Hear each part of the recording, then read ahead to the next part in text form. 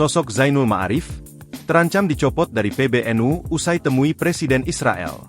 Pertemuan 5 aktivis Nahdlatul Ulama, NU, dengan Presiden Israel, Isaac Herzog berbuntut panjang. Salah satunya dialami oleh Zainul Ma'arif, salah satu aktivis NU yang turut ikut dalam pertemuan tersebut. Kini, dirinya terancam sanksi dari PBNU dan Universitas Nahdlatul Ulama Indonesia, UNUSIA. Adapun sanksi dari UNUSIA itu, lantaran Ma'arif merupakan salah satu dosen di universitas tersebut.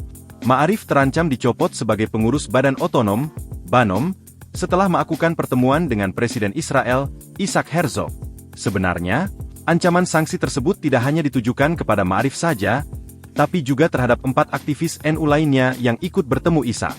Mereka adalah Gus Syukron Makmun, Munawar Aziz, Nurul Bahrul Ulum, dan Izza An-Nafisah Dania. Lantas, siapa sebenarnya sosok Zainul ini?